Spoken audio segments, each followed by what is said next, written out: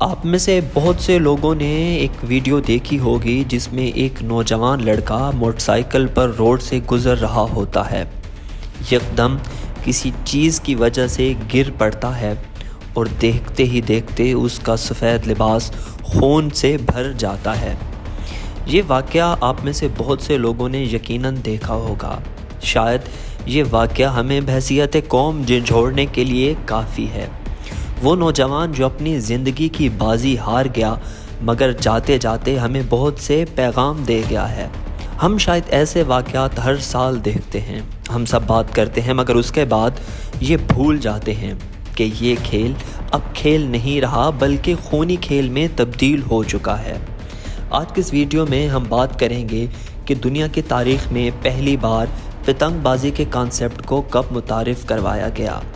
کہتے ہیں کہ پہلی دفعہ سن 200 قبل مسیح میں پتنگ بازی کا کانسیپٹ ملتا ہے، جب چین میں سپہ سالار ہان سینگ نے جنگی مقصد کے لیے پتنگ نما کاغذ کا استعمال دشمن کی دوری معلوم کرنے کے لیے کیا تھا۔ اس کے بعد آہستہ آہستہ اسے بطور فن تسلیم کیا گیا۔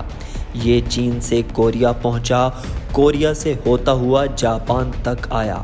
اگر برصغیر کی بات کریں تو اس حوالے سے کوئی خاص روایات نہیں ملتی، مگر مغلیہ خاندان کے دور میں کچھ مصوری دستاویزات میں پتنگ دکھائی دیتی ہے۔ اب ہم بات کرتے ہیں کہ تفریح کے لیے استعمال ہونے والی کچی ڈور سے قتل کرنے والی اس دھاتی ڈور تک کا سفر ہم نے کب، کیسے اور کیوں طے کیا۔ 1999 تک پاکستان میں ہر سال فروری مارچ میں بہار کی آمد پر بسنت کا تہوار عالمی سطح پر منایا جاتا تھا، جس میں عام مانجا والی کچی ڈور کا استعمال کیا جاتا تھا۔ سڑکوں پر کٹی پتنگ پکڑتے ہوئے ٹریفک حادثات اور چھتوں سے گر کر جان کی بازی ہارنے والے واقعات تب بھی ہوتے تھے، لیکن گلے کٹنے اور بجلی کے ٹرانسفارمر جلنے والے واقعات نہیں سنے تھے۔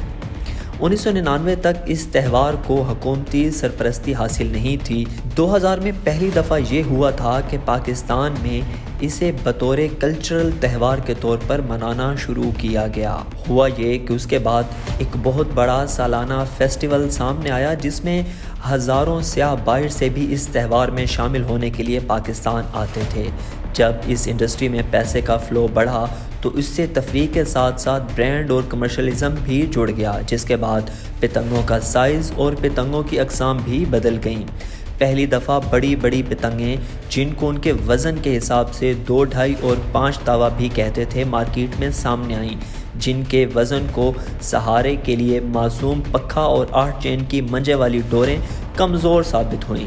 پھر باقاعدہ ان بڑی بڑی پتنگوں کو اڑانے کے لیے ڈور بنانے کے لیے روایتی طریقے کو بدلا گیا۔ اس میں کیمیکل اور شیشے کی مقدار اتنی بڑھا دی گئی کہ وہ ڈور بڑی سے بڑی پتنگ کو سہار جاتی تھی۔ یہ پہلی دفعہ ہوا تھا جب کیمیکل ڈور کی ٹرم استعمال ہوئی۔